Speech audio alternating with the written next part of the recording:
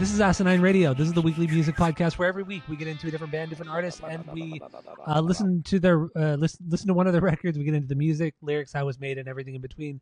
My name is Tyler. Way out there, hundreds of miles away, is Jeff. While you're listening, go to Spotify, Apple Podcasts, give us 5 stars, tell your friends, share all the posts. If you're watching on YouTube, smash that subscribe button. And that's all I have for the boring intro. We are in 90 seasons still. We have one episode after this. And then we're good with 90 season. We're done with 90 season. So, what are we doing today, Jeff? Go. We're doing the self-titled record by the presidents of the United States of America. Pusa. Wrong. Pusa. So yeah, the presidents of the United States of America. This record came out in 1995, debut record. Trio. This is a trio, just 3 dudes. That's a trio. And I don't know. Let's dude. That's a trio, dude. I don't have a lot of notes on this record this band really. I don't. There's not a lot written about this band, and that's fine because this record is still fantastic, and we still can get into a lot of shit stuff. But we don't cuss on this podcast. So I know. I heard like the first 10 minutes of a podcast, if you cuss within the first 10 minutes, the algorithm will pick that up and like drop you down lower into it, which I don't know if it's true, just what I've heard. But anyway, should we not cuss anymore? Should we say fudge? Fudge. Oh, fudge, dude. Anyway, when I was a kid, I used like instead of fuck, I used to say fudge minkles. I say fudge minkles. Fudge mingles or minkles? Fudge mink with a CK.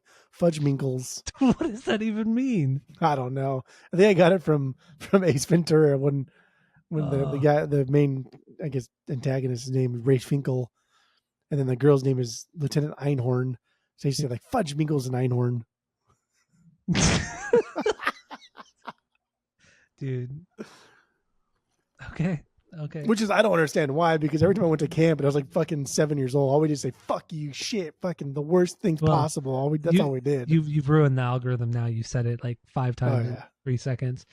So we're fucked. Starting now. Now. So yeah, anyway, let's get into our origin story with Pusa. I'm just going to say Pusa because saying presidents of the United States of America is just annoying. So yeah, origin story with Pusa. What do you got? Go. I think Peaches was, I heard Peaches before Lumps, and Peaches was the song that I knew of, and I didn't hear Lumps. I didn't like pick up on Lump. I guess until way later, and it's a much better song. I like Lump a lot. But Peaches is fucking good, but I don't have any other attachment to this band other than those 2 songs. But over the course of the years, mm-hmm. you get that person that's like, oh yeah, you ever heard that First President's record? It's fucking so good. And I've heard people say that over the years, dude. I just never took the time, never really cared. And it took us saying, no, we're not doing this other band, Bush. And we're like, well, what are we going to do? Because we have limited time. Let's do something that's going to be easy and we know it's going to be fun. And so we chose Pusa. Mm-hmm. And that was a much better fucking decision. Maybe. Dude, Bush is garbage. So your origin story essentially is this week. Is the first time you ever heard this record? Yeah, absolutely. Okay. Well, not this week, no.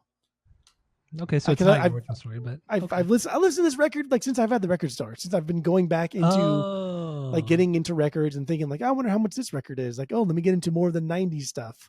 And this is one that I never bought in my one-hit wonder 90s Amazon CD buying spree. Never bought this one. Just weird. Because they weren't a one-hit wonder. They had 2. That's 2, not a one. That's a 2-hit wonder. That's true, dude. At worst. Those are numbers, dude. But I listened to this record probably like 4 years ago when we first started collecting. And I've been wanting to do this record for like years now. Like I've been talking about it. I've been asking to do it. You always say no because you want to do Bush. And then look what happened. Dude, your 2 choices. So like, okay, Marcy Playground stupid. Oh, fucking Everclear stupid. Dude, you want to do Bush and Savage Garden, bro? Those are fucking even worse. Okay. Those are even worse. Those are Worcestershire sauce. So yeah, we've been doing 90 seasons for several weeks now, And I said, yeah, we should do Savage Garden because they have 2 fucking bangers. They have zero bangers. The 2 bangers off that first record, the 2 singles, fucking so good. And so we were like, okay, we'll do Savage Garden this week. I listened to that first record, and then I text you halfway through, and I'm like, you're gonna hate this. Let's not do this because I didn't like it either. That's what I'm saying. Fucking, yeah, don't say I you hated it. You didn't let me finish. You just cut in, but that's okay. That's what you do. That's your thing. So yeah, I got halfway through and I realized this album fucking sucks. And I said, let's not do this. Give it a shot. Like, go listen to it. But I still know you're not going to like it. And sure as shit, yeah, you didn't like it. And the same thing happened with Bush. Except with Bush, they do have like quite a few fucking bangers. Like their albums as a whole, they're not very good. One. Oh, glycerin. So I do like a handful of Bush songs. I think they have some really, really good songs. Dude, not even like Steve Albini could fucking save that one. Like that was. Did you listen to that one or did you listen to the first record? I listened to 3 of their records. Oh, you listened to 3? Oh, I didn't really. 3 of their records. Oh, because I got through their first. I got through their first 4 records, and then you text me and you're like, "Hey, this shit's just really fucking." Hey, Doug. Put on your Fonzie. Yeah, so we decided not to do Bush. And then after that, I thought, I would never get one of these Bush records in its entirety. So let's look at the greatest hits. And I would have got it on vinyl, but there's one song that's missing on it, and I will not get it now. Which song's missing? Song Afterlife from their 2010 album. That's their best song, and it was not on their greatest hits, so did not get it. But anyway, we're doing Pusa. And my origin story with this one, my origin story is I've always known about the song Lump.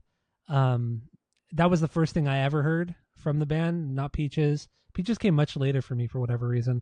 But Lump I've known for a long time because back in the late 90s, they used to, remember on like the infomercials, it would show like, there would be like random CD comps on these. No, it wasn't Columbia House, but it was just those like, comps. And it was always like scroll. Yeah, it would scroll down with the different songs and bands and everything. All out 90s. Don't miss classic hits such as Lump. Yeah, it was one of those kind of comps on an infomercial, and that's where I first heard Lump. And then I remember I went and downloaded it on Napster. And then I just always kind of knew about the song, but I never dove deep until literally this week when I listened to this Pusa record, this first record. That's my origin story. I think friend of the pod David is a big a Pusa fan. Yeah, I think he's wanted us to do this for a while. Yeah, we're finally doing it. So we're doing it here. Let's get into some first impressions on this record, and then talk about any stingers if we got them, and then we'll jump into some bangers. What do you got? Go.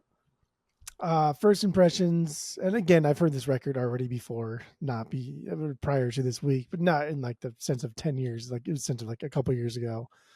But this week hit harder because of the wonderful Wizzy was because we didn't do Bush, and so after listened to 3 Bush records. after that debacle ended, and we're like, what should we do? This one came up, and I said, let's just do this. Like I know we can at least talk about 3 of these songs because Feather Pluckin' always played after. Like Spotify always played Feather Pluckin' after Marshy Playground and Everclear. And it's like, I know that song's a banger too. So at least there's 3 bangers no matter what. So I was kind of like going into this, not like sad and depressed, but kind of just on the down spot, Okay. Dude, Bush and Savage Garden are garbage. But also, people listening, the Savage Garden incident happened like a month ago. It's not like it happened this week. That was like a month ago. That was Fritz, like a month. Baby. Fritz, that's 2. But also, with these bad picks, we cut out within a day. It was, it wasn't like we wasted a whole week listening to something. It was all within one day. I just wanted to be on the record that my bad picks are still like decent listens. Everclear, which is the most beige fucking thing you've ever fucking heard in my fucking life. You remember we did Poison because of you? Remember we did Poison? That was on me. That was for sure on me because I thought that was 100% good. But that was when we first started collecting, and I got an original copy of Look What the Cat Dragged In. I was like, oh, this is fucking cool, man. I was like, oh, this is good hair metal. And then I kept it. And after we did that episode, I got rid of it instantaneously. I said, dude, what was I thinking? This is stupid. Yeah. Must have had my vinyl goggles on or something. I don't know. But anyway, first impressions of this record is front to back. There's no downtime. No. Even the downtime that happens kind of in the middle of the record, it's still really fun. And it's refreshing to hear. It's refreshing to hear a band that doesn't take themselves seriously in any capacity, writing songs that are not serious in any capacity. The songwriting isn't serious. And then like reading about how they even write the songs and the instruments they use, it's like, dude, this is a joke band. I know. Right? This is a fucking joke band through and through that just happened to write some absolute beyond banger songs. Yeah, same here. Yeah, that my first impression is also similar to yours. It just there's no lull on this record. Parts that you think are going to be a lull, they throw something kind of weird and quirky in, and it instantly I'm just hooked. I'm hooked again, like over and over again.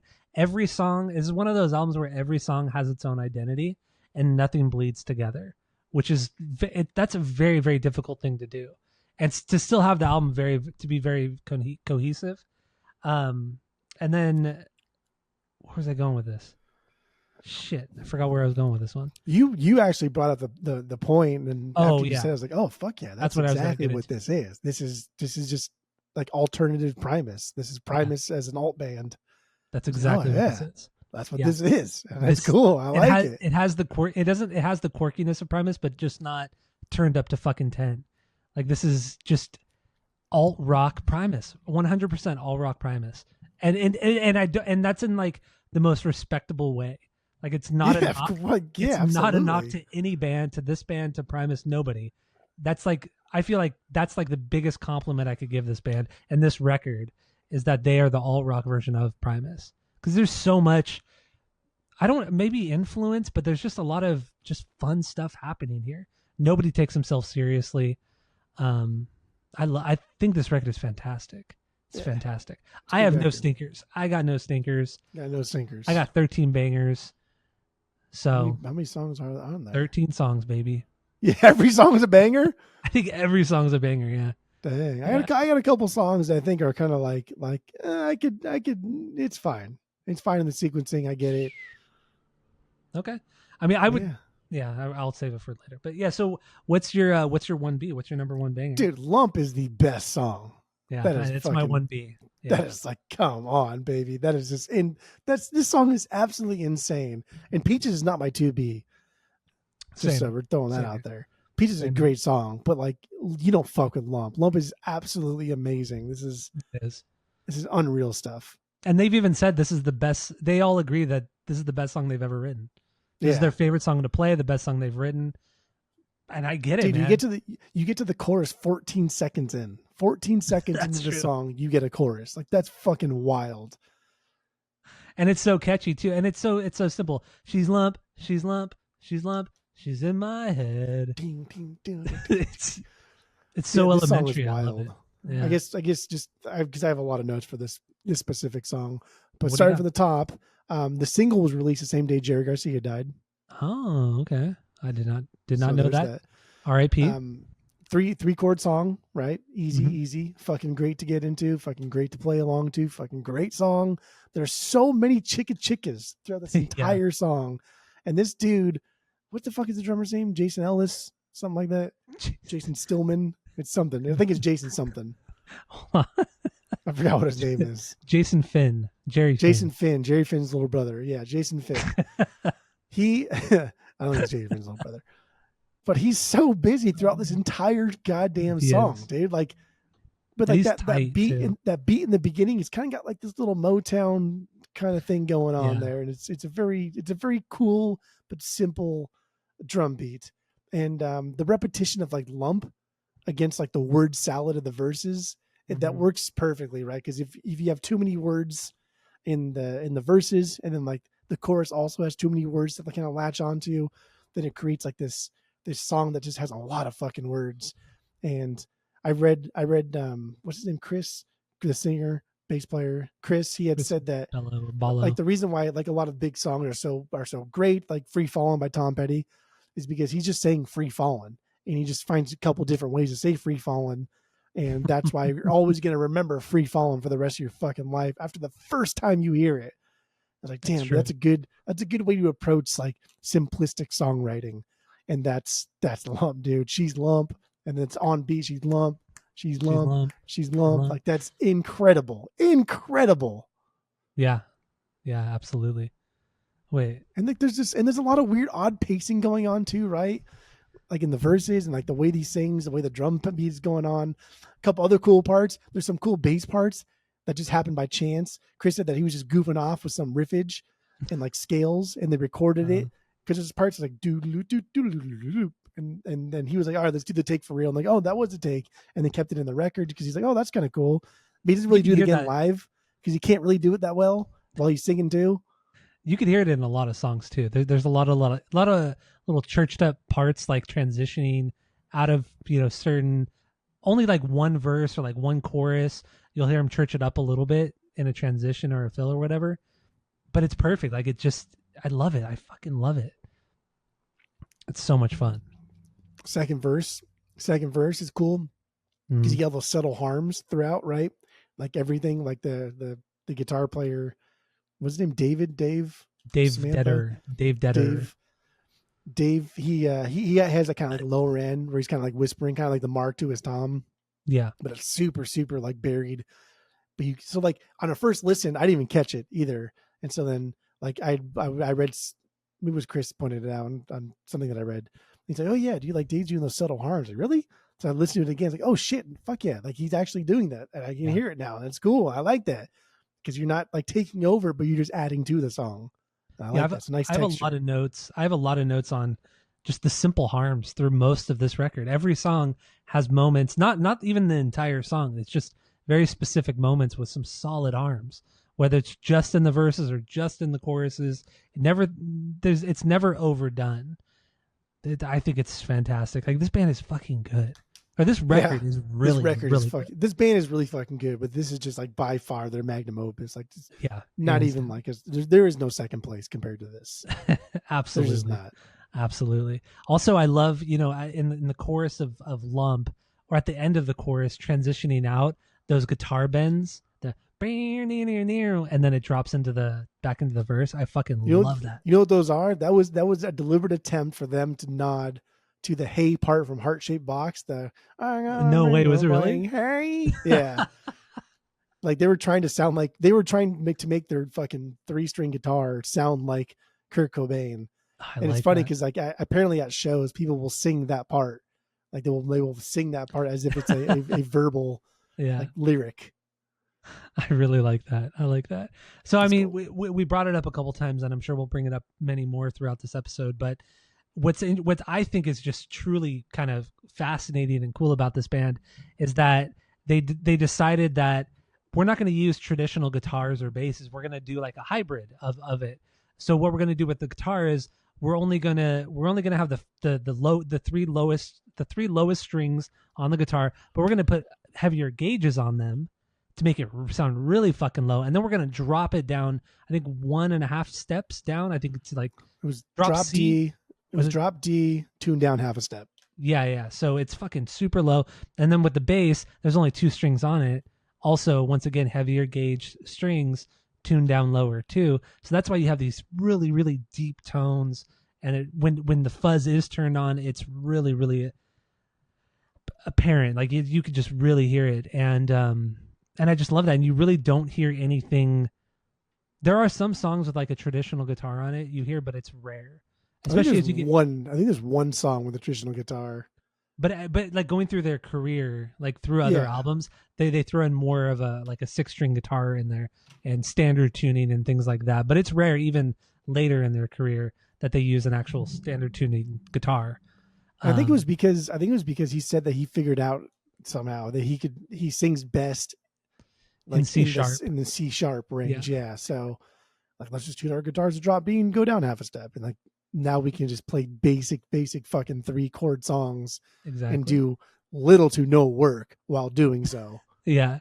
And he also said another reason why they did it, or they decided to go this route, was because a lot of the songs were written on acoustic guitar and they were just breaking strings constantly. Like the the higher strings, the E was EBG, the bottom 3 strings. So he's like, why do we even need these? Like, we could write songs without these, and we just keep breaking strings, and we can't afford to buy new strings so much. So let's just fuck it. We're not going to use it. That was the part that to me, it's a little kind of like a part of their lore that could be real. Yeah. Who knows? Because like I don't know. They're from Seattle. I've been to Seattle a couple times. Didn't see anybody starving up there, but I'm sure there are people starving up there. Seattle's a dumb city too. I don't care. Walk on a new So yeah, I think this whole setup is really cool, and then actually it made me think that a few years ago, Wes Borland from Limp Bizkit, there's a few Limp Bizkit songs where he actually built a modified 4-string guitar, and it's the same idea where the 4 strings on this guitar, it's a smaller neck, a smaller neck and everything, and a smaller scale guitar, but it's only 4 strings, and he uses heavier gauges on it, heavier gauged strings on it, I should say, and he uses it for like Nookie. He uses that guitar for Nookie and maybe break stuff too. He might use it for break stuff too. But yeah, so that's he 2 does, chords. That whole song is fucking 2 chords. Yeah, it's just his picking. That's all it comes down to is the picking and palm mute. Yeah, and then so like when I see Pusa saying that they use a 3-string Git bass and a 2-string bass Git, I see that as a deliberate attempt at let's really restrict ourselves to just writing the most basic, simplest songs possible, like to the fact that I'm going to like alcoholics, right? They take all alcohol out of their house to like eliminate that desire, that what do you call that? That you want something? Desire. But like I see them taking strings out of their guitar and bass to eliminate that. Make sure you only write catchy songs, only using 2 strings, only using 3 strings. I don't think it's because they're fucking poor. I think it's because they wanted to make a statement and they wanted to be unique and weird, and that's a shtick. And that's cool, worked, man. It fucking worked. It fucking worked. This record sold over 3 million copies. They should have sold fucking more. I agree. Right now, I totally agree. But I think what this record did, it was stuck in the middle of being like just a traditional alt rock album that could have, honestly, if it didn't have the quirkiness, I feel like this record would have blown up. They would have made they would have sold way more records, but it's too quirky to attract like the main the vanilla people of who listen to radio. All the Everclears out there, right? Like all the Everclears, yeah. All the Everclears out there. All the Everclears out there. So, I don't know. This is a good song. It's a good song. Good song. It's a good song. I dig it. Did you happen to listen to, just because on Spotify, I didn't mean to listen to it, but Spotify just kept going. Did you listen to the demo of this song? I did not. The demo is it's a lot slower. It's just like very like droned out guitar. It's like she's lump, and she's in my head. And then it's like dee dee dee dee dee dee dee, very slow. I was like, dude, the decision to like increase the tempo by 60% on that is just fucking genius. Changes everything. Yeah. Wow. No, I'm curious to listen to that. Yeah, I didn't. Some of the demos and B-sides of this record are fucking amazing. Like Carolyn, I think it's called Carolyn's Booty. It just talks about some girl's butt and like he talks about his wiener and other things. Dude, it's a fucking banger. Yeah, I didn't listen to the bonus tracks or anything like that. But whatever. Dude, also the rhyming of this song, like he only rhymes half the time. I know. Confidence, right? Confidence. Piranha, pajamas. Do you say pajamas or pajamas? Pajamas. Do you know why you say pajamas? Because that's how my parents have said that's it. How you should be fucking said it. That's how you should be saying it. It's because when you say like, "Hey, put on your jammies," you don't say "put on your jammies." Put on your jam jammies. Put on your jams. You don't say "put on your joms," do you? You say "put on your jammies" with a hard A. Jammies, pajamas. It's not pajamas. It's not a llama. That's because people say pajamas. It's fucking stupid. I know. You say jammies. You want to get your Jom Joms, man? Or do you fucking Bob Marley over here? Put on your Jom Joms, man. You sound like the guy from Wedding Crashers, the housekeeper, the servant, and that's Wedding exactly Crashers. what I get peed to do. When I get peed, remember he says peed, Yeah, like he peed, peed yeah. himself. When I get peed to do.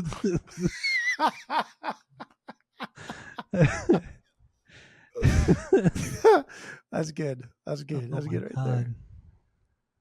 Stupid. Okay. So and then getting into the lyrics a little bit.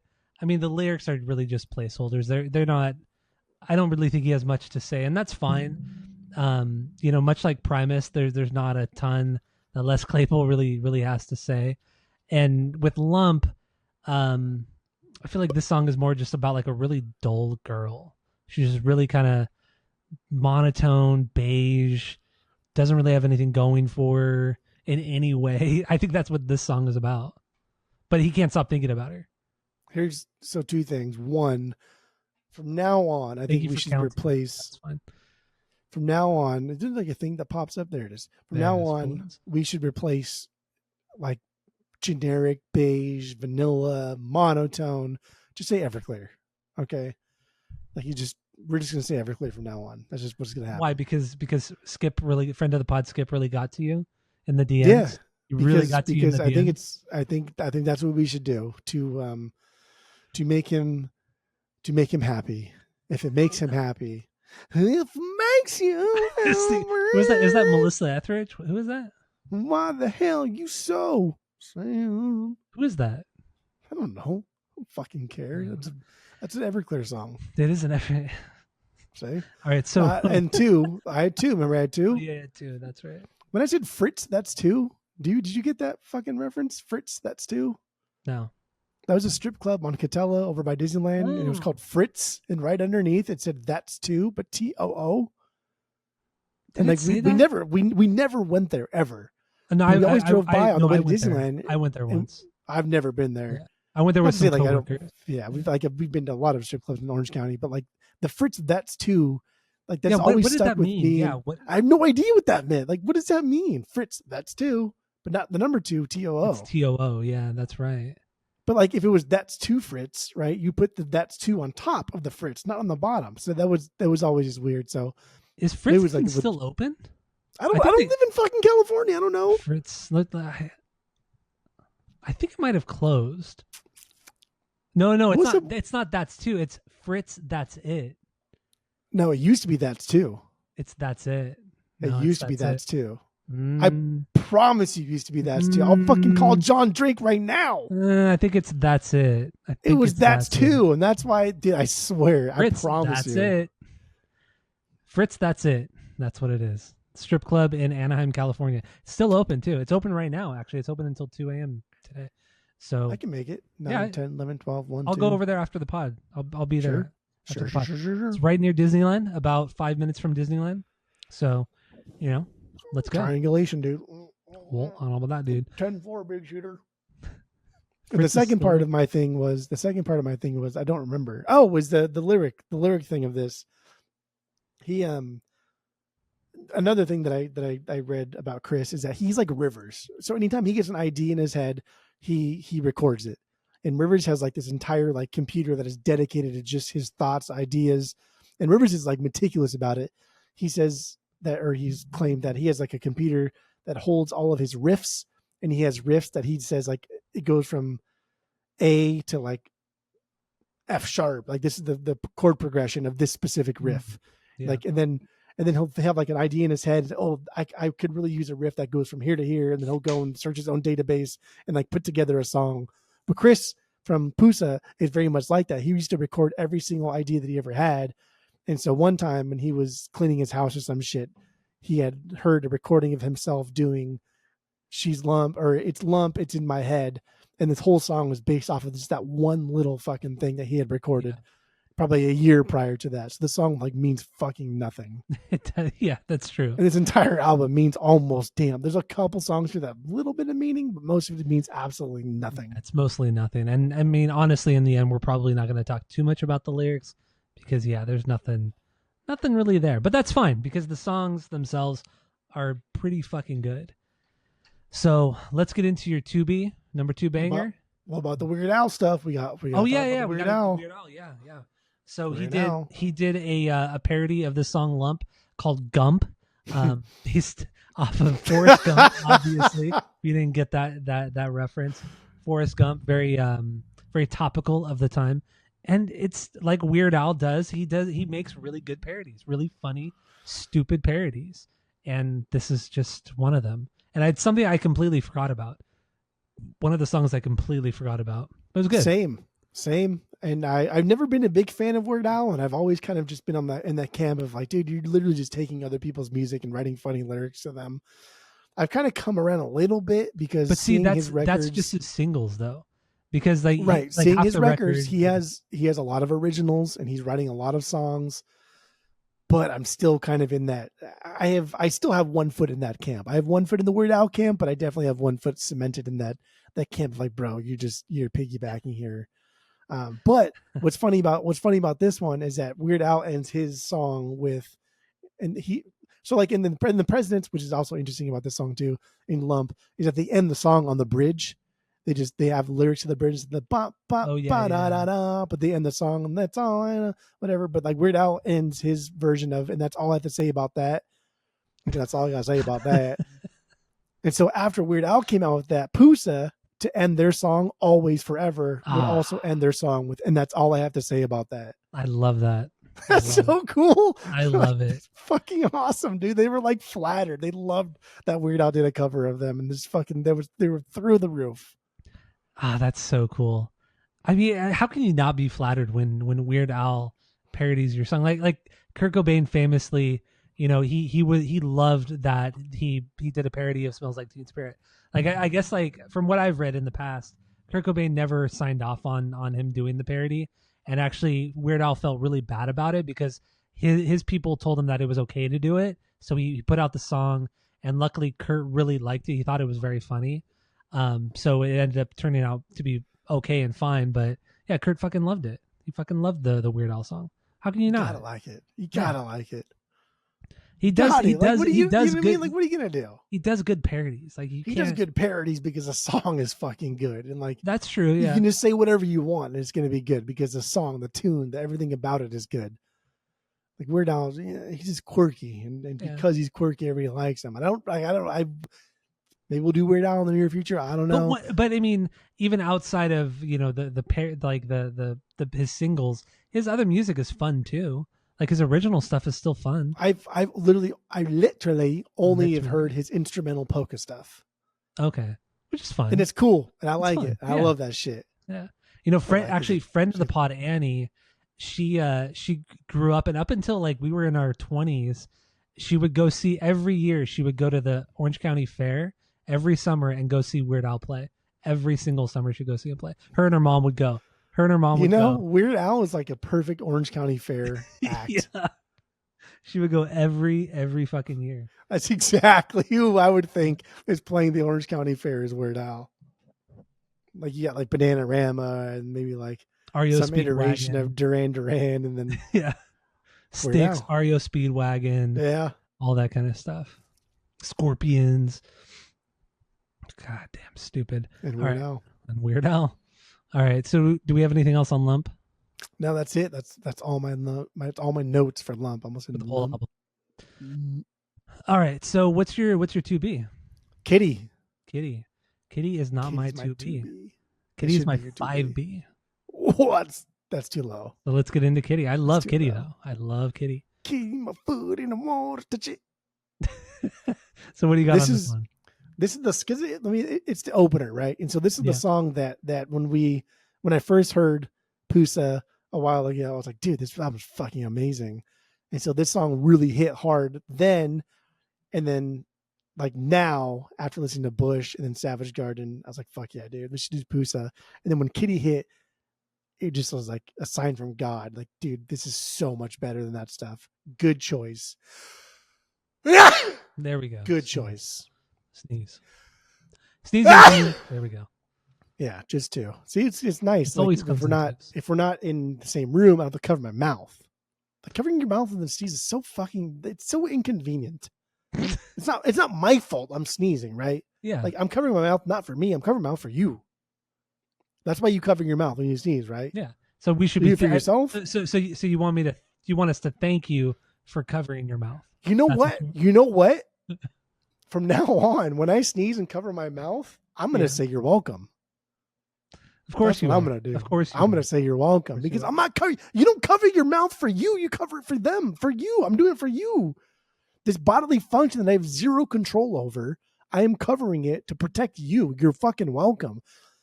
So when someone says like bless you, which also like the whole bless you thing, just stop fucking saying bless you to people after they sneeze, because when you're like doing like this thing after a sneeze, the last thing I want to do is thank somebody. Go fuck yourself, man. Get off your high horse. So no, from now on, I'm going to say thank you. I'm going to say you're welcome to people. Jeff hates after being that. polite. Jeff hates. It's not being polite. It's annoying. What do you say Okay. bless you for? Like you expect to thank you? Really? Do you say bless you? I do because it's polite. I don't believe. Why in is it polite? I don't What know. is It's polite? because I'm stuck in my old ways. I'm stuck in my old ways in some instances.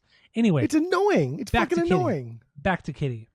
Anyway, This shouldn't be a tangent filled episode because this album is really good. yeah. Like we tend to go into tangents when we're bored with an album. That was intentional. I actually sneezed, and it really does Which led bother into me a when people tangent. fucking don't. What do you fucking? What is I know, this? I poked What is it. that thing Poked here? it. What do you Yeah. tear that ass apart? Workaholics. But like I cannot stand the fucking bless you when people sneeze. I just can't do Okay. it. I don't like it. I can't All right. even. Oh, okay. That's on the no-no list. But This. okay. There we go. This? Two no-no it's lists. this. Anyway, Kitty, what do you got? What else you got on this one?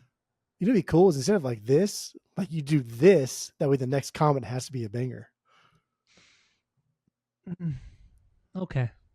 I get people only people who are watching the video of this on Spotify or YouTube will That's see true. what Everybody happen. else is literally gonna have zero fun right now. But fuck them, dude. Get your I'm having zero fun right now. sorry, frick them. Fudgewinkles and Einhorn them. Kitty, Dude, God. love the pacing of this song. Dude, a little pause in there, din. Quiet, right? And I don't know. Right, Quite right. Starting off a long, like we're starting off a long career of just 3 chord songs. And Kitty is the first song that we hear by Pusa, and that's what it is. But we already know this is gonna be different because we get grown ass men meowing. I know. Like literally, like there's a point in the song where everything stops. It's a meow, meow, meow, and then they're all meowing. It's not just one of them. They're all like kind of harmonizing with one another. They're with the trying meow. really hard to meow. Yeah. Like they're spending more time like harming their meows than they are just like playing the fucking song, which in turn makes for a better song. Oh, it's so fucking good. This song is great. Oh shit. There's also the way he sings this song, not the meow parts, but the way he sings, it sounds like Jack White, straight up Jack White. It's a very kind of like preachy, bluesy, white kid type of thing. Yeah. There's a lot of stuff on here that I don't think influenced like future bands, but I hear a lot of bands like 5-10 years after this that sound just like this band on this record. And this is one of those examples. Like there's so much Jack White in this song, in a good way, bones, and the best all way, night, and the best way. And in this song too, the double time at the end. Dude. Oh my god, that double time is incredible. We love a good double time. We love a good double time. You gotta love a good double time. Gotta love it. This song's fantastic. This is a killer song. There's a lot of cool, fun noises they do with their strings. Yeah. Like those things, and it's just like, what are you guys doing? Like, this is the opening to your record. Like your label, well, they were on a smaller label, but yeah, they were on indie, small Seattle. Like, damn, dude, you guys were confident in Lump. Is what you were. You were confident in Lump, and you were confident in Peaches. That allowed you to explore everything else you really wanted to do on this record. Oh yeah, 100%. Respect it. Did you watch the video for this one too? Of course. Yeah, I did too. So it's from the point of view of a cat, and the 3 guys are just jamming in like a detached garage in a backyard in Seattle, and the cat's just kind of walking around, looking at them, jumping up on things, and it's just fun. It was just fun. This is one that's actually about a real thing. It's about just like a douchebag cat that Yeah. hung around at somebody's apartment. All cats are douchebags, though. We all know that. That is fucking true. I have. How old is my cat now? She's He's like 100. 16 years old. Rip and Van, you should call your cat Rip Van fucking Winkle, dude. she's 16 years old and she's still an asshole. She's still an asshole. How But- long do cats live?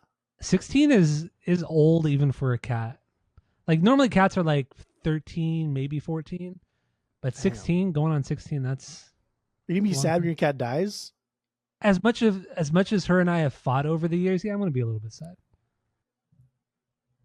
Yeah. What do you mean? As much as her and I fought, she's not a kid. She's not a teenager. She's not, Cat's a she's bitch. not going through puberty. It's Cat's a cat. It's cat's a It's a bitch. cat.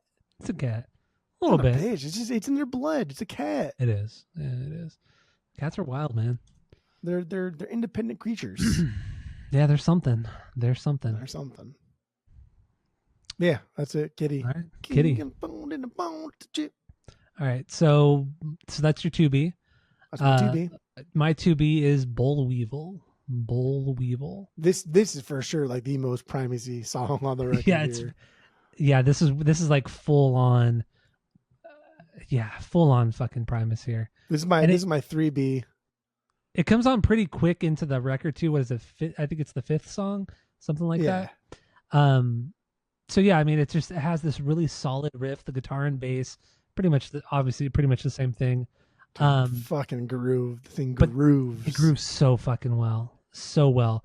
It has that Primus groove, but it's just not churched up like Les Claypool does. It doesn't kind of have the weird kind of quirky things that Lur does on guitar either. But the groove is all there.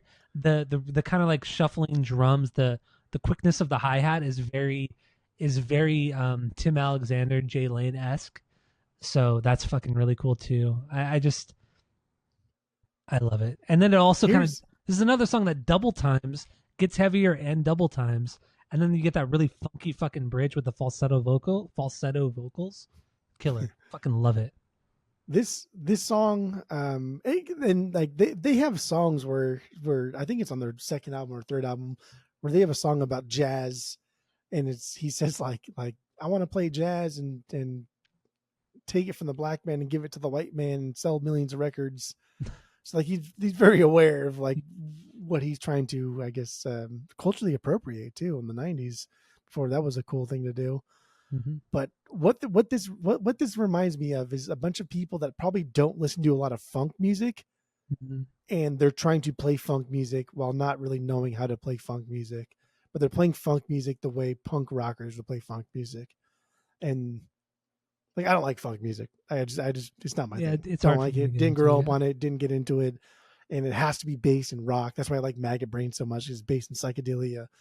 But I don't listen to funk music. This is exactly the kind of funk song that I would write if we were like doing a band and I was a good songwriter and I could play my instrument really well. This is the type of song that I would write if I was in a band, and that's why it's damn good. And you had a really good drum. Yeah, he's fucking good, dude. He's pretty really damn good. Yeah, He's underrated. super for tight. sure. He's super tight. He holds everybody together, and he never lets it not be their band. Yeah. Not be their band. His hi-hat work is excellent too. Honestly, Really on this fucking song hi-hat. specifically, I thought he was doing a shuffle at first. I thought he was It doing sounds a like it, snare right? shuffle, Yeah, and I was like, "What the fuck? That's some elite shit right there." But then I turned it up. I was like, "No, that's It's on the the hi-hat. hi-hat." yeah. But it's so like smooth. It's so continuous. It's so just like static. It's because he's constantly lifting, or he's constantly opening up the hi-hat, but just a small amount, so you're getting a little bit of that resonance, but then he instantly closes it, so it sounds like it's this weird. It's doing like it it's like over and percussive. over within a It's- second. It's so percussive. It's so like drum percussive, not cymbal percussive, but drum percussive. Yeah, It's subtle, but it's fucking so good. yeah. I was fooled on this one. I was fooled Yeah. on this one. I thought he was doing a little snare shuffle, but dude's tight. Yeah, Dude is super tight. But yeah, no, Boll Weevil. this album is. I mean, this song is so good. It's so good. Primus is Fucking weird, dude. Primus's little brother. That's what this song is. Primus's little brother, and the best, Yeah. and once again in the best, most respectable way possible. Like it really, really is. God, Yeah. I don't They're want two to different compare. bands. They're They two are. different bands doing two different things, but like to say that this band did not like, and I didn't read anything that this band took from Primus. Yeah, And I I saw thought that was nothing. weird. I was like, no, I don't know, dude. Like you guys are fucking Primus incarnate. Like you are that band, just alt rock style. And after you said that, dude, it was just like I always looked for Primus in any one of the interviews that I read of any of There's these nothing. guys, mostly Chris. I was like, come on, dude. Like, really? Mhm. Really? And What then was Primus's first record? 91, 92? No. So by- 80, 89. Wait, fuck. When was that? Hold on. Wait So a like minute. Primus at least had like 2 records out before this. Oh yeah. No, they were pretty well established within the music scene, like the indie rock scene. Yeah, Frizzle Fry came out in 90, Cheese came out in 91, Pork Soda in 93, Well, that's it. Oh, Yeah. that's it then. and then So that- and then Punch Bowl came out in 95. So they were 4 or 5 records deep by the time this record yeah, came so out. get the fuck out of here. When these guys heard like those damn blue collar tweakers, like that's when Presidents of the United States of America formed. Like really, that's you know what I mean? Like that's yeah. what No, happened. I totally agree with you on that. And it's weird. I didn't hot really. in there today, incredibly hot in there. Like, come on, my guy, that's fucking I President of the United didn't States of America. I didn't see very many comparisons to Primus either. I didn't see any. Yeah, there's not much, but when you hear it, you're like, dude, this is straight up alt rock Primus. It 100%. was. 100%. That's what it is, in the best way, in the best fucking way. Love it. But even like going back to like Peaches is kind of like a Primus. Like if Primus were to make like a really, really pop rock song, it would be Peaches. Peaches It is would 2 be different Peaches. songs just smashed into one, but like both Yeah. parts of it are just so fucking aggressive. You know that song? Man, who the fuck is that? Maybe it's live even. We talked about it earlier, but it's a song in the music video. The guy has a little tiny rat's tail, like a little fucking tiny little fucking Anakin Skywalker thing going on the back of his head, completely bald ass head, but no shirt on. In the music video, he's just jumping around. Damn. Ministry? No, not Ministry. No, it's a dumb band like fucking Soul Asylum or something like that. Might be live though. Yeah, I don't know. I know where I was going with this anyway, but Yeah, I have no Weevils. idea. Oh no, Peaches, 2 different songs, right? I guess we can get into Peaches now. If you want to get into Peaches, have you done Bull Yeah. Weevil? Yeah. No, I'm good with Bull Weevil. You got anything else on that one though? I don't. That's my 3B, Bull Weevil. Okay. So, all right. So let's get into Peaches. So where does this one sit for you, banger wise? Millions of Peaches. This is my 6B. This is my 7B. 7B. So what do you got on it? And you know, it's interesting. What's interesting is interesting? this Okay. song is like a beyond banger. Like it truly is. Everything It's a about good the song. song is absolutely fucking perfect. I wouldn't change a goddamn thing. Goddamn thing. But it really isn't as good as what my 5Bs are. And I really struggle with it because at first I put Lump as number 1. That never changed. But Peaches went from 2 to 3, and I compared it. Like, it's like, do I really like Peaches more than Kitty? Like, no, I really do. I truly do like Kitty more. And then like it kept dropping and dropping and dropping. And Peaches is still a banger of a song. Don't get me wrong. Mhm. But dude, that just shows you how like strong this record is. Oh, absolutely. But anyway, absolutely. Peaches, right? Fun, stupid to the max. Like the literal lyrics, like how little they are, make this song so much more fun and silly. Yeah. What the fuck? Dogs You are hear the barking. dogs? Yeah. Dogs are barking. Monkeys clapping. That's all I remember from that fucking thing. Oh yeah, Renee's home. Lost my train of thought there. Oh yeah, the little meaning of the lyrics make this more fun and silly. It's the like for me, it's the millions of peaches part that's what makes the song for me. The millions of peaches funny, Millions of And- peaches. and still Peaches. to this day, dude, to this fucking day, like I love going grocery shopping. That's just my thing. I Yeah, fucking you're love it. so weird, man. Ever since You're so Europe, weird. dude. Ever since Europe, dude. Like I love going grocery to the point too, like where I've offered to like go grocery shopping for my neighbors, and all I gotta do is buy me like a So 6-pack. I'm like, I'll go grocery shopping for you for sure. But like if But anybody says gro- peaches, Grocery shopping in Europe was different because things were the markets over there were so different than they are here. So that was fucking survival, dude. That was There survival. was also dude. survival. Yeah. That was survival, dude. Over here, it's gluttonous. Over there was survival. Okay, true. Anyway, but yeah. So now, anytime anybody ever mentions Peaches in any way, I'm breaking into this song, no matter what, and everybody should do the same thing. So. Yeah, no, it's incredibly catchy. Also, the song starts with that guitar line, but it's super. The vibrato effect on that guitar is so fucking strong. It's so loud. it's almost to the point where in any other song it would sound like shit. It would be terrible, but it works for this band. It works for this record because it's so quirky. It's so weird. So you accept it. You accept it, and it's fantastic. And then the chorus drops in the really big fuzzed out guitars and bass, or mixture of both. It's really fuzzed out on this. Very one. very. Yeah. And then the bridge gets a little bit quieter, but then it builds by repeating that line, and then it drops into that super heavy instrumental part. Fantastic. That's that pedal that he uses for this one, the Proco Rat. It's some type of like fuzz pedal, but I guess Kurt used it a lot, and I guess most notably we can hear how aggressive that fuzz is on Territorial Pissings. Oh, okay. That's supposed to be the one that Kurt used that Proco Rat on. So okay, that's interesting because in Territorial Pissings, he actually didn't plug his guitar into an amp. He plugged it directly into the board. So that's why it has that extra kind of just fucking nasty sound on that song. Fucking so good. Love Nirvana. Love Kurt. Okay. I've heard better. We should do Nirvana again. Fuck it. Let's do it again. Let's do them all again. Just do it now. Let's do Nirvana season right now. Let's do all the Nirvana. Let's do their best record in the Society. Fucking idiot. Get the fuck out of here. No. But you would have a good time if we did Incesticide. You'd I'd have a good time. Yeah. Great album. Great album. Yeah. It's a good album. Solid. All right. Anyway, Peaches for free. 1.75. One bite, everybody knows the rules. Yeah, Peaches for free. It's good. I have no complaints over it. I don't know. It's just like everybody fucking knows Peaches. You know what I mean? It's like dissecting fucking Stairway to Heaven or some shit. Everybody fucking knows Peaches. Everybody knows Peaches. On Spotify, it has 143 million streams. That's it? Just that song. Yeah. Lump has 203 million.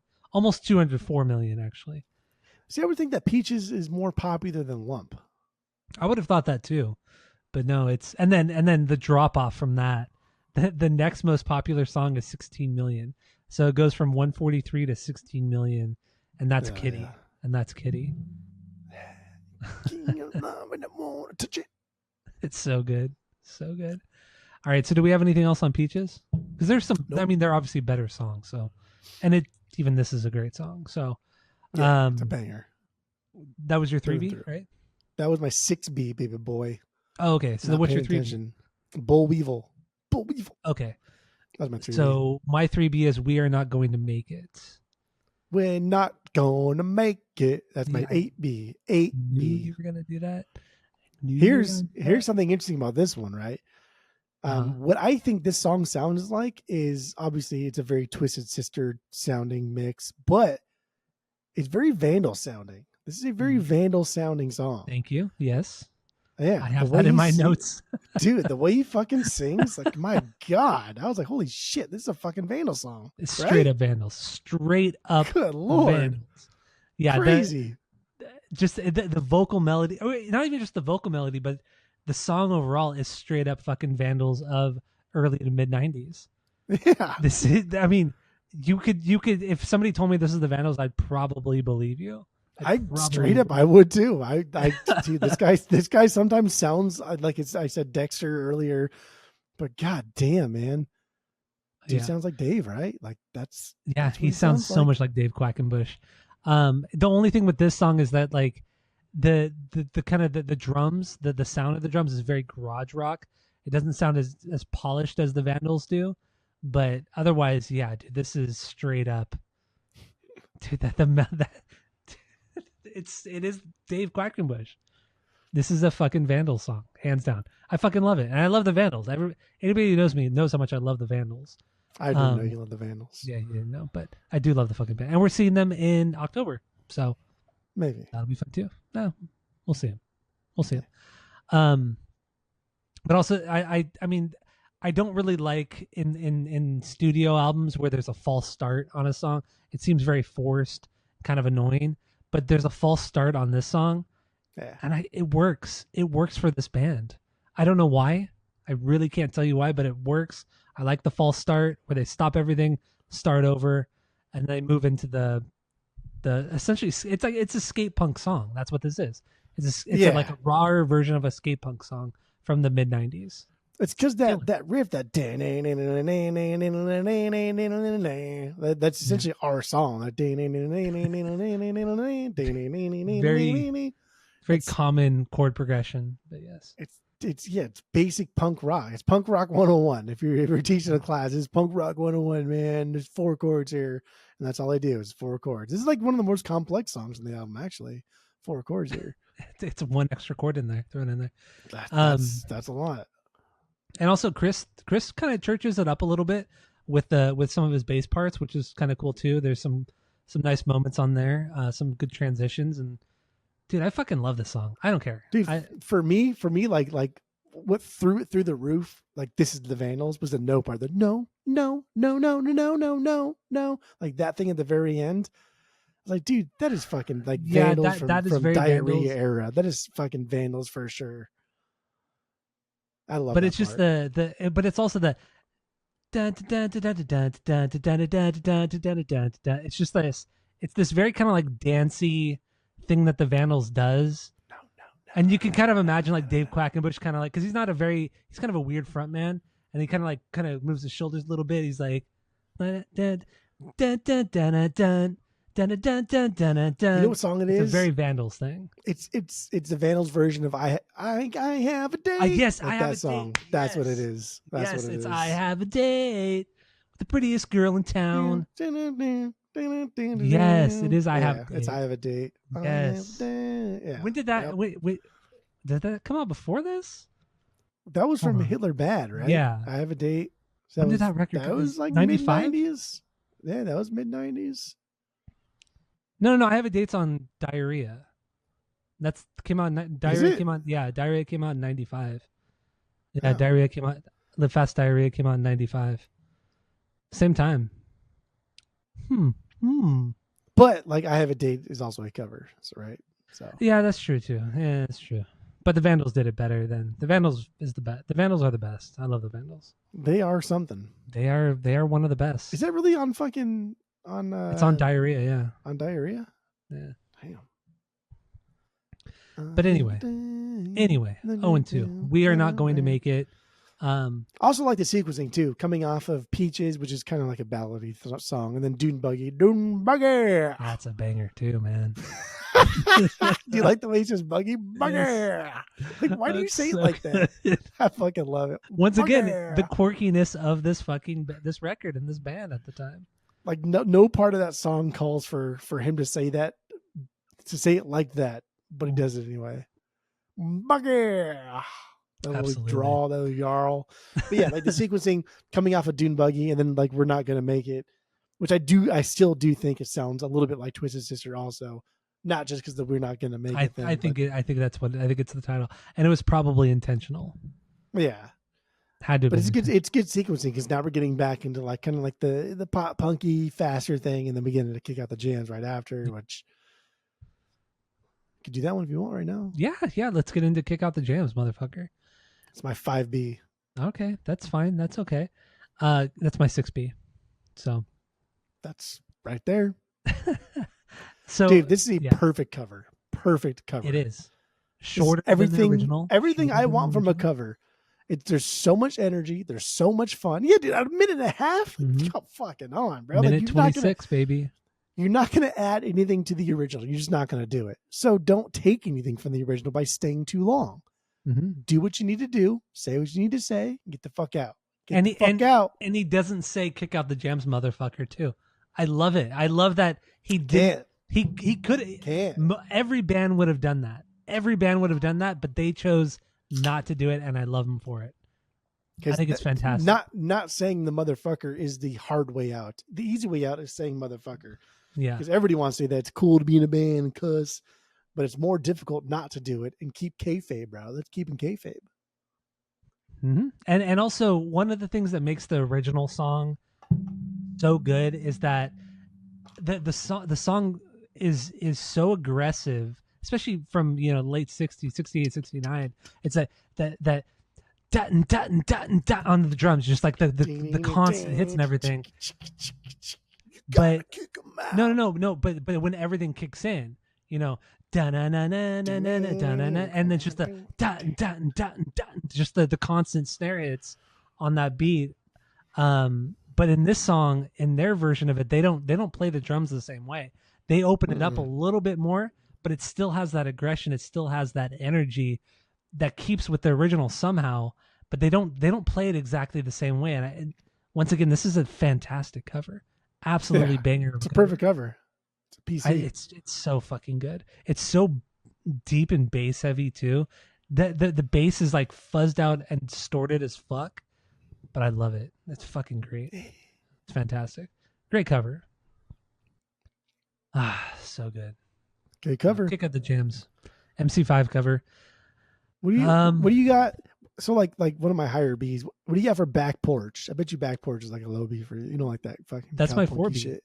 Is that really your 4B? It's my 4B. So I mean, you just said you don't like the fucking hillbilly kind of cowpunk shit. Now I know, but they did it so well. They did it so well on this song because it changed up the pace of this record so much because it's kind of later in the record, and it really kind of it brings you back into like the energy of the band, the energy of the record by throwing something so kind of weird and offbeat. But had they made an entire record or even like half a record of just this, it would have just gotten very tiresome. But throwing the one song in here, it helps change it up a bit and make it more exciting, make the record more exciting. All right. So what does it sit for you? This is my 4B. I love this song, and this is one of those songs where like Peaches was my 2, and then it went to my 3, and then it was tied with this one, and I went back and forth. I played Peaches first, and then this one right after. And I was like, no, dude, I truly do like this one more than I like Peaches, even though I love Peaches. Peaches is a very superficial thing for me. I just like singing Peaches, annoying people when I sing Peaches at the grocery store. But like Back Porch, dude, this is fucking amazing, dude. You got to have, in a band like this, in a time like this, a girl like me and a guy like you. That's very Dumb and Dumber. You got to have a little country ditty here, right? On a record like this. Like it's just fucking standard.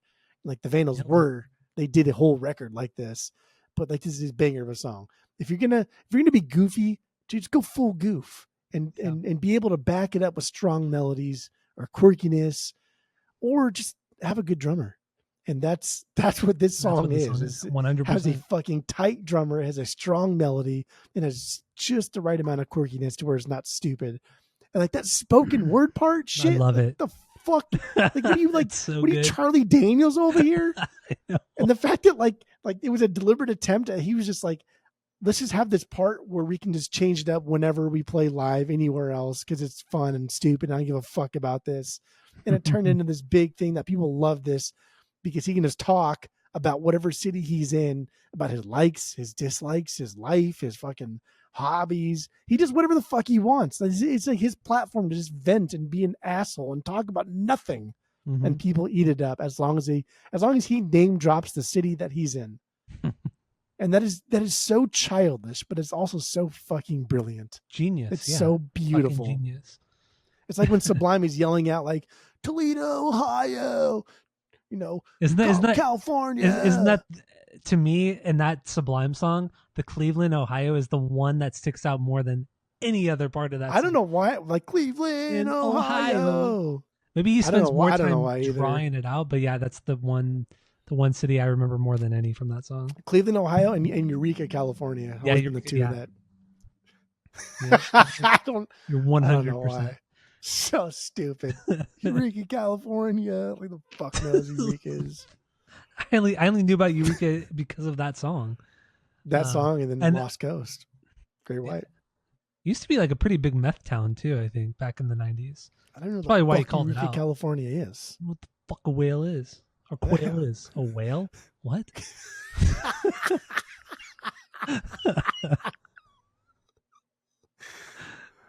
That was good. So all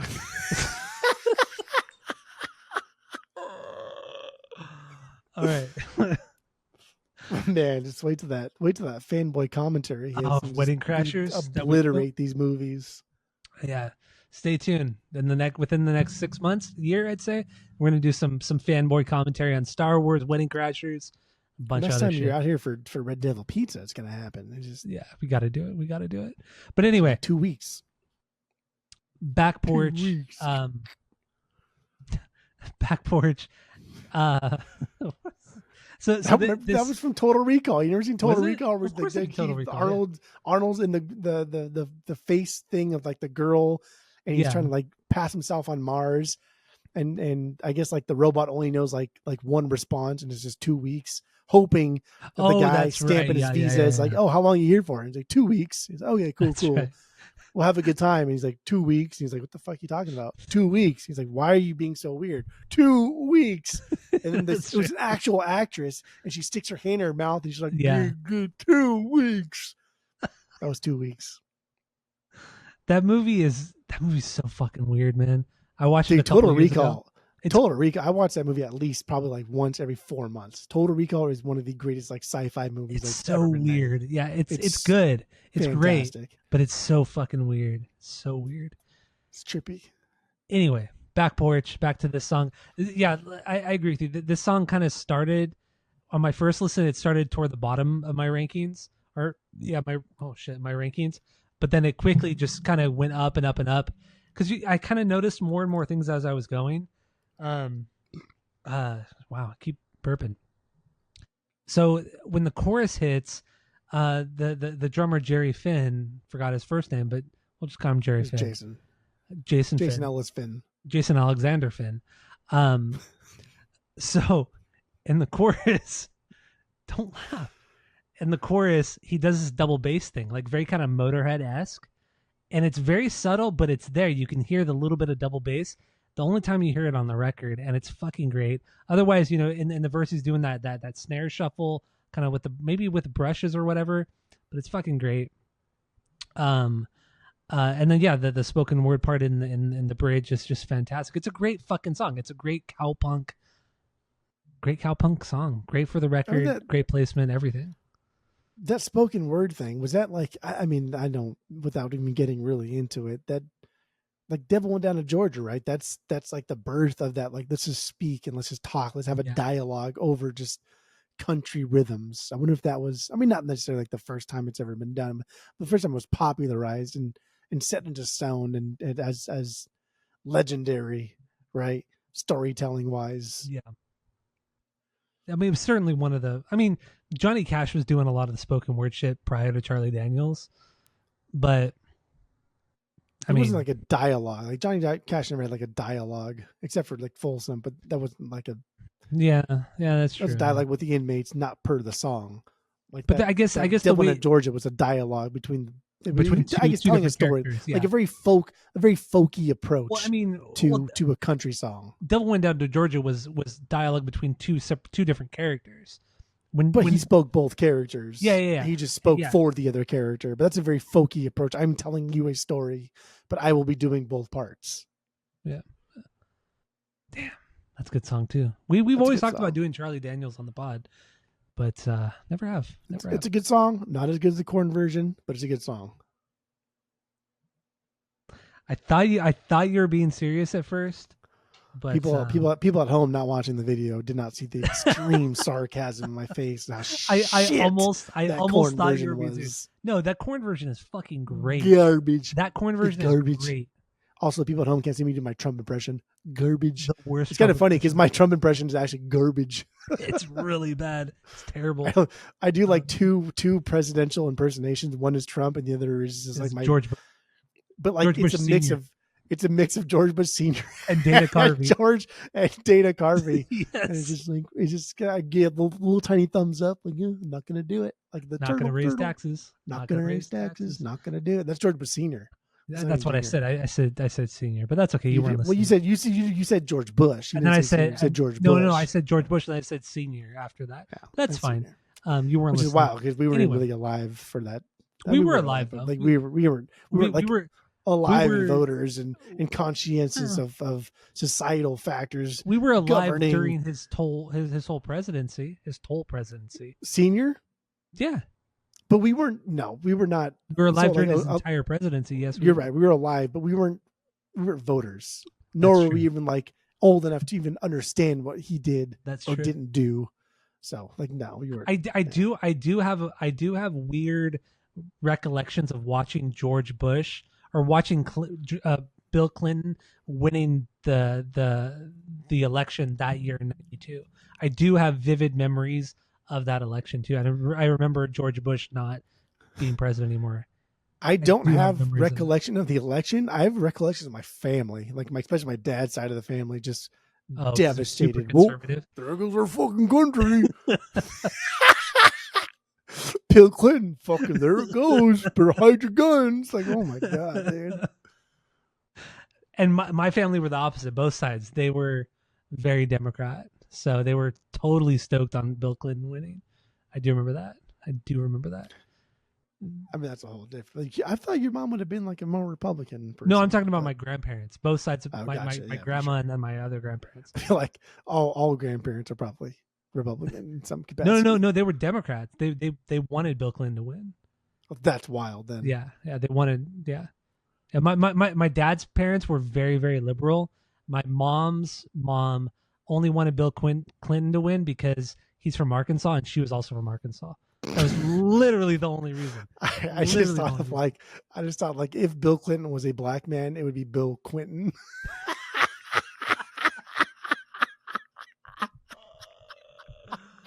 Oh my god.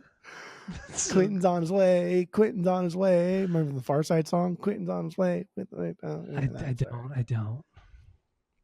But anyway, let's move on. We get it. We probably should just. Yeah, how deep are we? We're an hour 15 in, roughly hour 15 in. That's a lot longer than I thought we were gonna get. Yeah, I agree. But there's a lot of good fucking bangers on this record, so I don't give a. This one's. Okay, wait. Before you move forward, because we literally just talked about Bill Clinton. So on the original run of this record, when it came out on the original indie label, on the liner notes of the record LP, it was a picture of the three guys taking a picture with Bill Clinton. With Bill Clinton. I love it. It's just like what the fuck were you thinking, dude? Like, how did you think that he was going to allow that? Like, anybody was going to allow that, right? Mm-hmm. Like, are you fucking dumb? And that was a Spanish release. I think it was a Spanish release. It wasn't the American release, because I think the original vinyl of this, there is no American, like, U.S. first press. There's only European, and I think the Bill Clinton one was a Spanish release. Was it? Or maybe it's according to Discogs. Maybe I thought the Clinton one was maybe like on the original, maybe CD run on the indie label, and then once they got signed to the A&M subsidiary, that's when they had to change they had to take the picture out. I mean, that could be also on CD. Whenever I go to Discogs, I only look for vinyl because I'm a snob. But like the original, the Bill Clinton one, that was not available in the U.S. on vinyl. Okay, it was only available either through Europe or I'm pretty sure it was Spanish. It was a Spanish thing. Okay, not a Spanish thing, just a Spanish release, which is fucking bizarre. Like, why? Like, what was the company's name? Llama? Like it was a Poly. It was like Poly Llama. Yeah, like Poly Llama. That. I didn't even look into the fucking record label, but that wasn't a Spanish fucking record label. No. It was a Seattle-based indie label. So whoever the distributor was must have been. That's fucking weird to me. I don't know. Like, why is your original run of your record not available in the United States? You only run it through European, which I get because Weezer did it for Blue. That's not weird, but like Spain, specifically, like Spain. Yes, and I mean, unless they had, that's weird. They must have had some sort of following in that country to where they would do that. I mean, it's not uncommon for a band to put out a record, say here in the States, and then distribute it in Europe with it under a different label. Europe, Like Europe it is does fine. I get happen. Europe, but Well, specific to Spain Spain is yeah, that part's a little but bit. like Discogs doesn't differentiate between like Europe as opposed to unless it's specific to like France. Oh, it's a France press. It's a Spanish press. It's a German press. If it's just like a generic like widespread Europe to all the countries in Europe, it'll just be Europe. But like the Spain press is the only one, the only original one that got the Bill Clinton one. The Bill Clinton cover, and I just thought that was weird. Like, why Spain? Like, why? Like, what does the Dalai Lama have to do with Spain? Right? Lama. The Polly Lama. Oh, is that why it's called Polly Lama? Is that wait? What do you mean? The Dalai Lama, Polly Lama? Is that the name of the record? I think that was Polly Lama? yeah, it was called Polly Lama, I believe. Did you get that reference? The Dalai Lama, Polly Lama? I actually did not until literally right That's now. fucking cool. That's Literally a cool right record now. label. That's amazing. Actually, I don't know why I did not make. I didn't get into it right now either. Like until when the words came out of my mouth, and just when I got it, the Polly Lama. That's fucking amazing. Oh, that's an amazing record label. Whatever. That's a very niche like collectible thing that we are into that most people are probably not into, and who gives a fuck. And also what I mean, outside of this record, moving outside of this record a little bit, what I thought was really cool, I think it was like in 97 or something, 1998, they actually went to Mount Rushmore and played a concert in front of the big heads on the mountain and everything. Dude, it's so stupid. It's so stupid. And it's just something like, of course it had to have happened, but the fact that it still happened was fucking awesome. It's some shit that Primus would do, right? That's some dumbass shit that nobody gives a fuck about, and Primus would still do it even if 5 people showed up. Mm-hmm. Like, it's so stupid. Although Mount Rushmore is like on my top 5 places to visit in the world. I was just gonna ask, have you been there? I've never been there. I've always wanted to go to Mount Rushmore. Always wanted to go. Ever since because North by Northwest, that movie. Oh, God. Well, that and I think it's just so stupid. It's so like it's so cool because it's so over the top. Gluttonous, like, you know what I mean? Like, you gluttonous pig. Like, you fucking kid. Like, really? You carve these motherfuckers in the side of a? It's so over the top, but it's so grand. So grandois, is that the right word? Maybe, I don't know. Grandos, is that what it is? Grandos. I'm not a Frenchman. I'm not either. Oh, pee pee poo poo. Pee pee poo poo.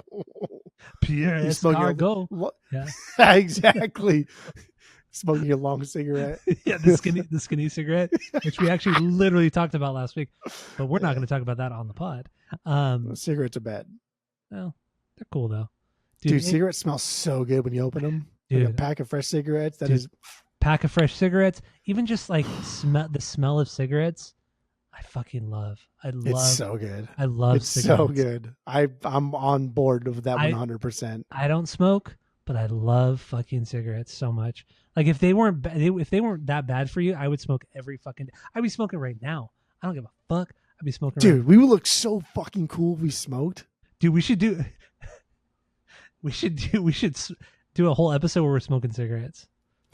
I would say yes to that, but the last time I smoked a cigar, I was barfing all night. So okay, there's that. And also, if we smoked a cigarette, we're not used to that that intake of nicotine, so we'd probably get pretty fucking lightheaded and get kind of fucked up. And I will say, like, I've smoked a lot of cigarettes, but I've never once in my life inhaled. It's always just like I like that, but you hold in your mouth. You hold in your mouth. Then you're not doing. But like, I don't be left out. When I was like 16. When I was 12 years old, I smoked fucking pack a day. Okay, calm down, dude. But yeah, when I worked at Virgin is when I smoked a lot of cigarettes, but I never actually inhaled. Okay. I would just like suck it into my mouth as if like imagine you're sucking like a straw, and every time you say suck, it's just a very aggressive word. Mm-hmm. Imagine like you're drinking through a straw and you're sucking the stuff into your mouth, but you're not swallowing it. But you can hold it. You can hold it in your mouth, right? Yeah. And you can spit it out. That's what I did with cigarettes. I've actually never inhaled a cigarette in my life. That's wild. It's wild. I can't do it, dude. It's just you're missing the whole point of the cigarette then.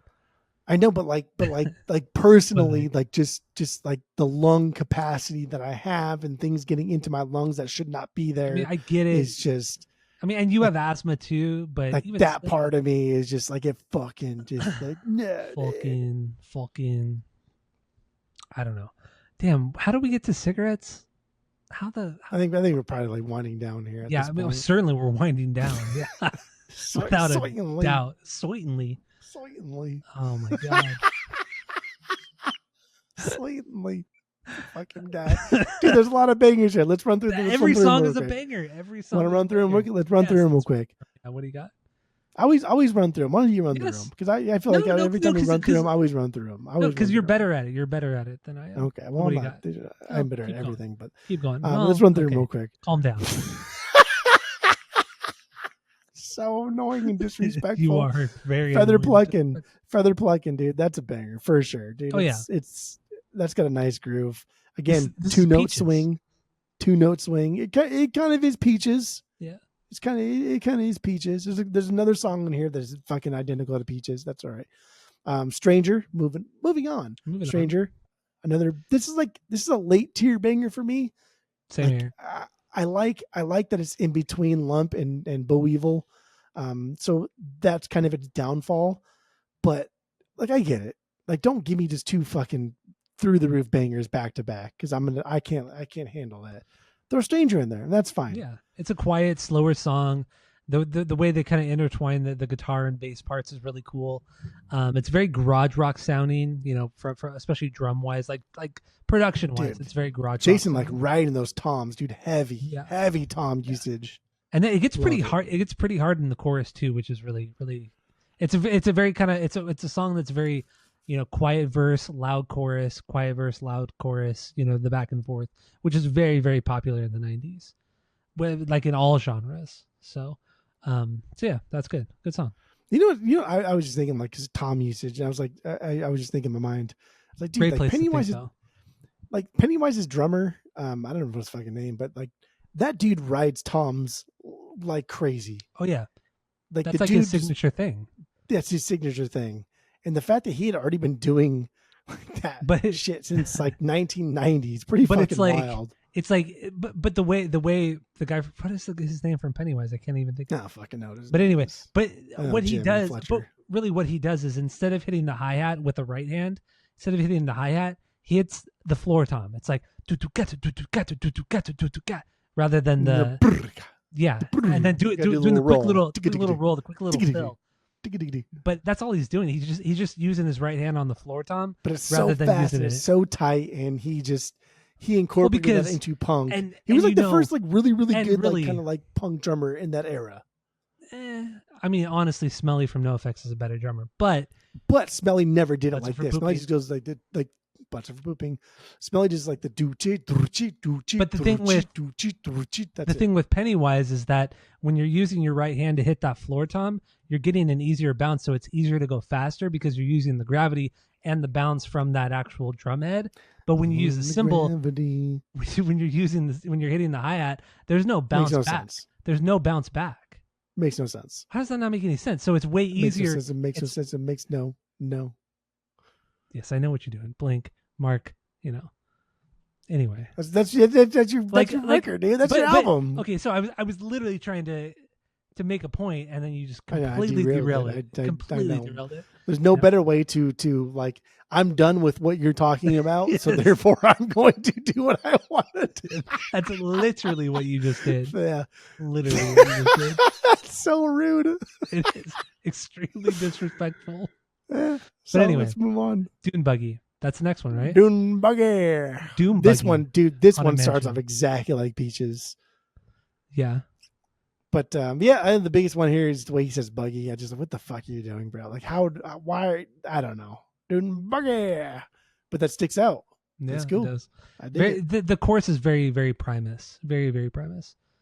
But anyway, and also, I get the Peaches comparison because it kind of has a lot of the bends, like the bending that he does on with the guitar, with some of the kind of the right vibrato. After Peaches though, like sequentially right after Peaches. But in this song, it almost sounds like it's out of tune because he's bending so much to where it's it's becoming out of tune, and it sounds weird, a little wonky, but I still love it. It's still a great fucking song. I don't care. I don't give a fuck. It's a good song. It's a banger. The Doom Buggy, Haunted Mansion. What do you got? The Strings, and then Body. Body.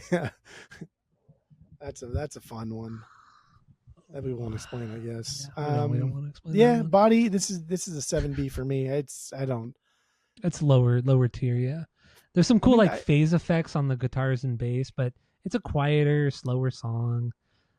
There's some Beatles, Beach Boys-esque kind of harmonizing, kind of like chord progressions almost in the song, which is pretty cool, but it's good.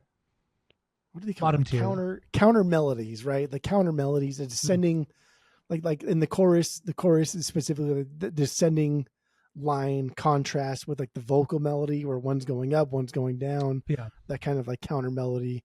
That's kind of fun. Yeah. Body's cool. That's a B. Candy's a late B for me. Same here. Slower jam, but it does trudge along really, really nice.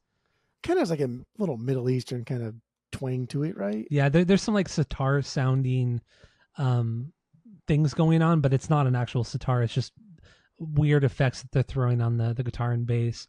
But there's some really, really tight hi-hat work on this song as well, which is good. Yeah.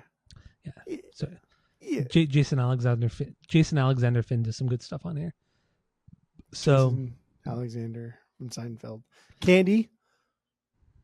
We literally just said that. We literally just did Candy. Okay. And then Making Famous. That's it. Yeah. Really. This is my least favorite B on the record. Yeah. Second to last for the record. What was the last one? It was shit. I have to go back. Hold on. Let me see. I want you to go back because now I want to Stranger. about that. Stranger is my bottom. Oh, that's all right. That's okay. Yeah, it's fine. It's fine. All right, so let's give our final thoughts on this record and then rate it based off of our world famous 3-point rating system. Where 3 is a perfect album, 2 is a good album you're going to continue to listen to. 1 is a bad album, but give it a shot, and 0 is the worst thing you've ever heard. So what do you got, Jeff? Go. Little Doom Buggy. Oh my god. I like this record. I don't know, man. There's nothing really. There's nothing wrong with this record, like through and through, front to back.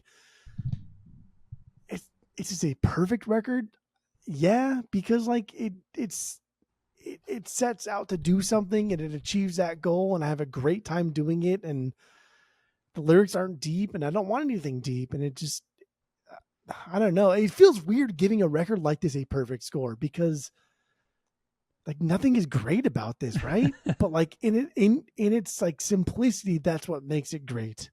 Mm-hmm. So I don't give a fuck, dude. Who gives a shit?